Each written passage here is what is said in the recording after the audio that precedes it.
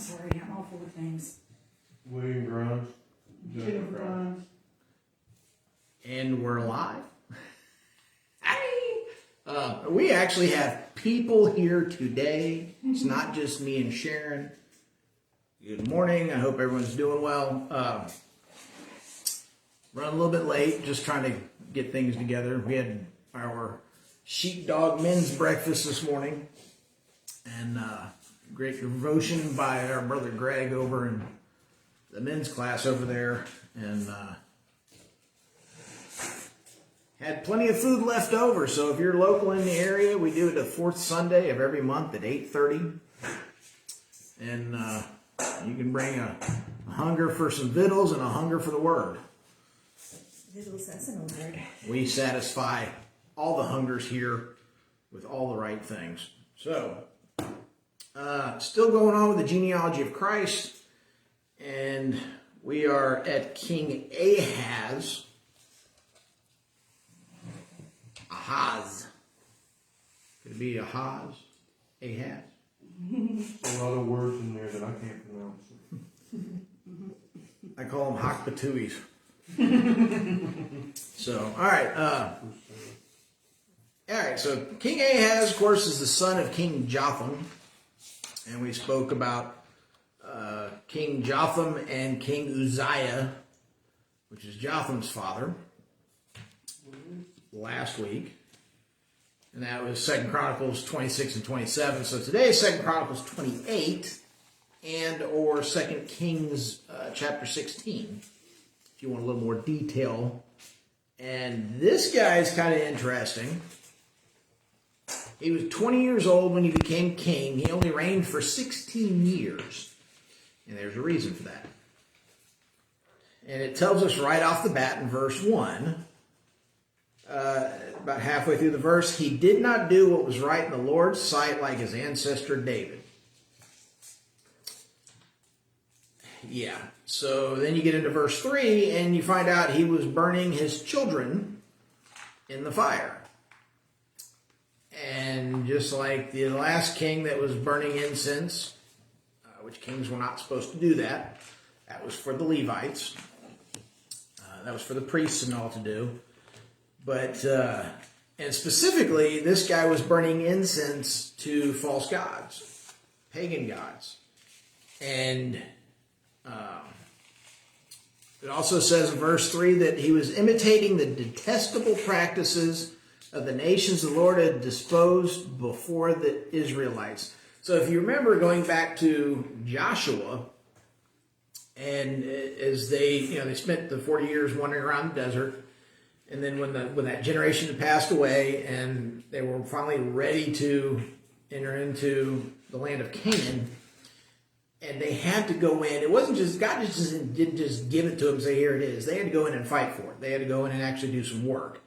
And they went to war. But the thing there was God went before them. And the people were already terrified. They were already scared. So a lot of them either ran off or they were just easily defeated. And they had this tremendous, Israel had this tremendous reputation throughout the land of Canaan of being formidable because their God was real. Nobody else had a real God. Everybody else would pray and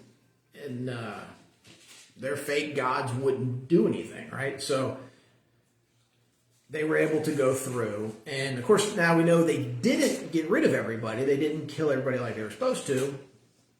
They cut deals, signed treaties, and that sort of thing, and let a lot of these people live. And so now here we are, hundreds of years later, having problems with the people that God said, this is who you should have gotten rid of. And this is what's going on here is their influence is still there. So their pagan influence. And what you find out as you study these pagan religions, most of them were doing some form of child sacrifice. And, and it's, if you remember, of course, Jonah, the prophet Jonah and the whale and everything, the big fish, and him being sent to Nineveh. And the primary sin, the biggest thing that really upset God in Nineveh was the child sacrifice. And of course, what you find out is the Ninevites were descendants of Jews. They were descendants of the tribes of Israel. Mm-hmm. So that's why he offered them salvation. Well, in this case, these people that they're still dealing with, like in Aram that we've mentioned before, they're not Jews at all. They're descendants of Ishmael. They're descendants of Cain. They're the ones who didn't follow God. So, even to this day, modern day Israel right now, the current enemies of modern day Israel are the same enemies they had thousands of years ago. It's their descendants, because they didn't do what God said to properly get rid of these non-believers and people that didn't want to actually follow God. So Ahaz, we find out in verse 5, because he was so sinful and he really just upset God so much that God turns him over to the king of Aram and the king of Israel. Is like a punishment. And, I've said this before, if you have a godly leader in charge of everything, then you're going to be blessed. If you have an ungodly leader, then you're not going to be blessed. Even if all you have is the bare minimum of just acknowledging God, that carries some blessing with it. But then you have the opposite side where you totally disavow God and you ignore him and you don't do anything that you're supposed to do. We can see that now. Yeah, we I was see that. about to say, you can definitely see that now. Right, we see that today, and then you're cursed, and it's those kind of things come and go with your leadership. But obviously, Ahaz was. And again, it's interesting because his father Jotham did what was right in the Lord's sight, and then Ahaz did not. Somehow he fell in with the doing the same stuff that they were doing in Israel, up in the northern kingdom, and again, God even turned him over and turned Judah over to the king of Israel. Now that's interesting because we see in verse 9. So the king of Israel at that time had gone down. They killed 120,000 in Judah in one day, and they were ransacking, they were trashing Judah, they were taking everything they could take. They were really being abusive.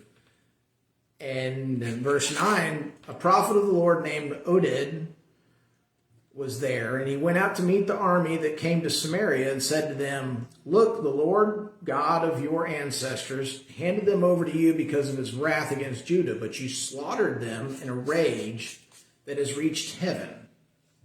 Now you plan to reduce the people of Judah and Jerusalem, male and female, to slavery. Are you not also guilty before the Lord your God? Listen to me and return the captives you took from your brothers, for the Lord's burning anger is on you." So, it's God's going to use everybody in some way. And we see that from time to time in the Bible where God raises up an enemy. God raises up someone who's not godly in order for them to exact some punishment on his children because they're not doing the right thing. But they should only take that so far. And again, this is Israel. Again, this is still God's people. And, we know ever since Jeroboam, they've been doing all the wrong things. And they went to worshiping false gods and the Asherah poles and the different Baals and the different things of that nature. So, but again, this prophet, which they still recognize that, the prophets of God through the Levites, and he's sitting there saying, "Hey, y'all need to chill out and back off here because you're doing the wrong thing. You're going too far with it," which they did. They released all the slaves and went back to Israel.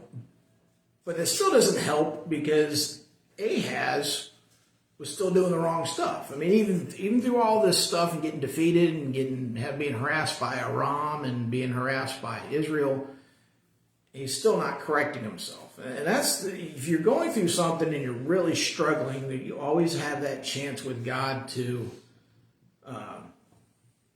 correct yourself and to get back on the right path. But a lot of times, and God doesn't even have to do it to us. Sometimes you read where God hardened somebody, like he did to Pharaoh, he hardened his heart. And, you know, we do that as humans. We double down when we should be stepping back and realizing what our sin is and what our mistakes are. But we don't. We keep, for whatever reason, our pride, our fear, our, whatever is going on, we don't necessarily respond to God in the way we should when we're faced with our sin. And that's what we see with a lot of these kings of Judah and of Israel. Every time God sends something their way to say, hey, you need to correct yourself, they're not doing it. They're not like David, who corrected himself when God presented him with his sin and realized what he had done, and then he, repented and kept going and started going back in the right direction. So, it's just interesting. We keep seeing this again and again. These kings that will deny God and go in another direction. And despite the evidence, and there's people who are there through, if the kings are doing it right, they usually reign about 40 years. But, so you have prophets that live 100 to 150 years in some cases, who are there to see 2 or 3 different kings, and usually they can say, hey, look, this king was doing it right. You should be doing it the way this king did. But again, something about being a king, something about being in charge like that is, I guess, intoxicating. And so, for whatever reason, they want the power, they want the money, I don't know, they want something more than, I can't even say more. It's not even more than what God offers. Because when you read with the successful kings that followed God and walked in his way and they listened to the prophets, the kingdom expands, the borders expand, they build more cities, they build more fortifications, they become wealthier, the citizens are doing well, everything's going right. And I have a hard time imagining standing up in front of a group of people and saying I'm in charge and I'm just going to be, I guess, greedy about myself and make sure that. Yeah, it's got a whole different path there. If you're about yourself, then how can you be about somebody, the other people, the world, whatever? It's got a whole other path down to that. But, and it's, which God tells them repeatedly, do it my way and I'll bless you. Right. It'll be easy. That's right. Christ tells us to put on his yoke because it's easy. That's right. Matthew. And, God's telling the Israelites, do it the way I tell you to do it, and it'll be easy. Right. You'll never lose a battle if you follow me and trust me. There's just, and then they were conquering, again, back to Joshua, they were conquering whole cities that had buildings built, vineyards that were ready for harvest. They had fruits and vegetables. They had food. Everything was there. God handed everything to them. And they didn't get it or didn't keep it because they wouldn't obey God. Mm-hmm. And that's not a health and wealth, prosperity type gospel. That's a simple, if you follow God, then you're going to have the things you need in your life. May not be the biggest and best things, but they're going to be things that you need. Do you need air conditioning? Yes, I do. Yes, I do. It's kind of warm in here. I come in here last week and somebody had turned it on to 67. Oh my Lord. Yeah. You got a refrigerator. It was awesome. It was cold. You got a refrigerator. Yeah, I walked in here. I was like, oh, let me take down my tapestries off the wall and wrap myself in them. You gonna be the cold one. Look out. Oh, jeez. Now we've got the noise from the air conditioner. Bless It's it. either the noise from the air conditioner or the noise from me fanning. Pick one. So, anyways,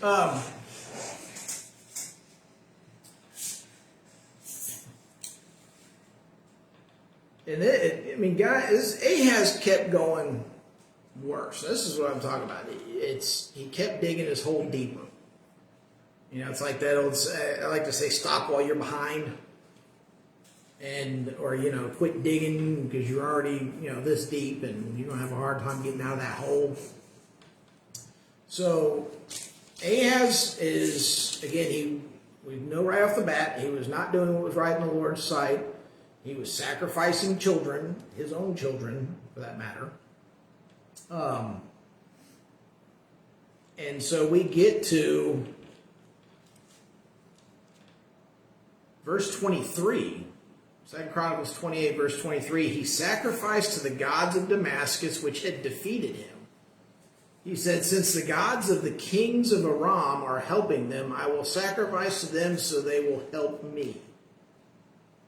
But they were the downfall of him and all of Israel.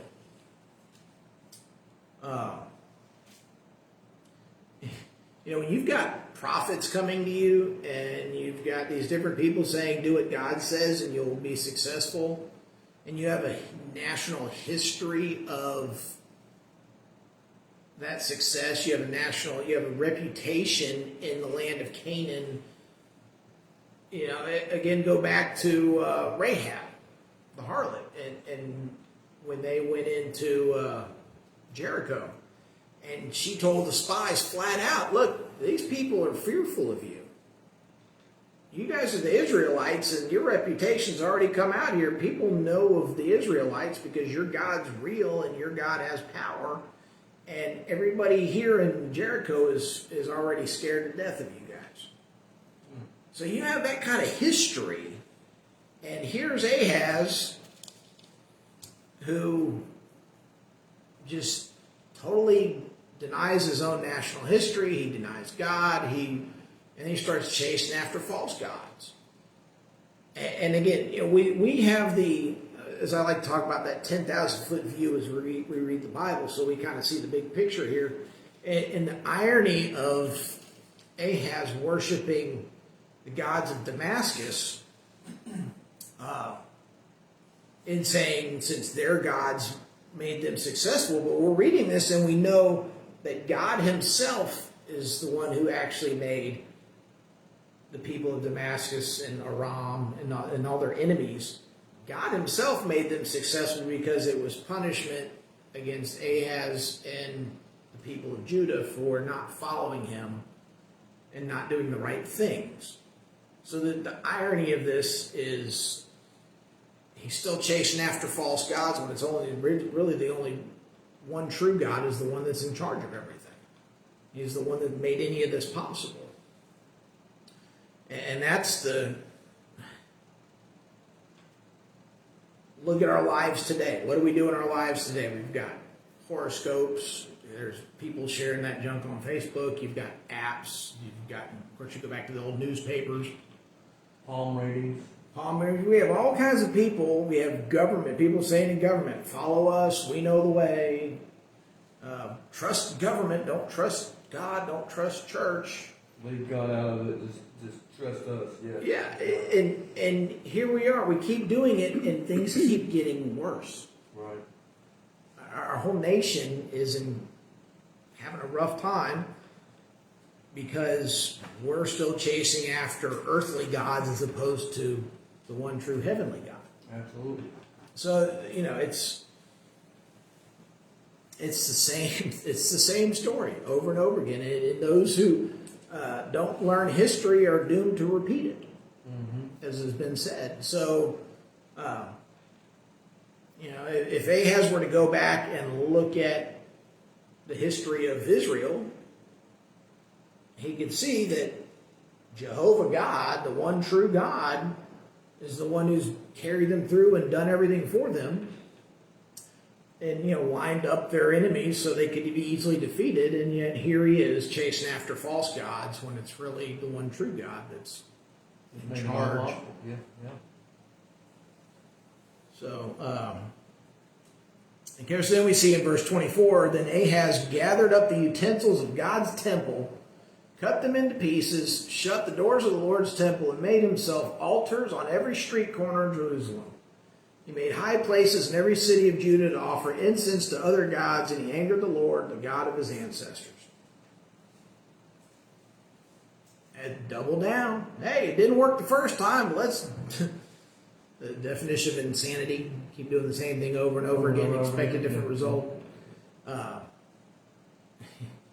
let's just keep doubling down. Let's just try harder. Let's just worship those gods even more. It's a spider. What about that? It's a wolf spider at that. Not a dangerous spider at all. Yeah, he's all right. Can't even see him now. He blends in with the floor. As long as he doesn't crawl on me, today will be his great day. Yeah, those things can jump too. Yeah, they can jump. Really. Rosie's scared of him. Yeah. Nah, they don't bother me. All right, so Ahaz, though, it's always kind of interesting to look at how these kings are remembered or dealt with when they pass away. And it says, verse 26, of course, it says, for the rest of his deeds and all his ways, written in the book of Kings. And like I said, you go to 2 Kings chapter 16 for more detailed stuff. But verse 27, Ahaz rested with his fathers and was buried in the city in Jerusalem, but they did not bring him into the tombs of the kings of Israel. So he really, by him not following God, he wasn't even allowed to be buried with the other kings. He wasn't worthy. He wasn't worthy, exactly. And of course, then his son Hezekiah becomes king at 25 years old, and we will get into that next lesson, and that's going to be a good one because he's a pretty righteous dude. So, let's see here. Well, I hope y'all have a blessed Sunday, and we'll see you next time.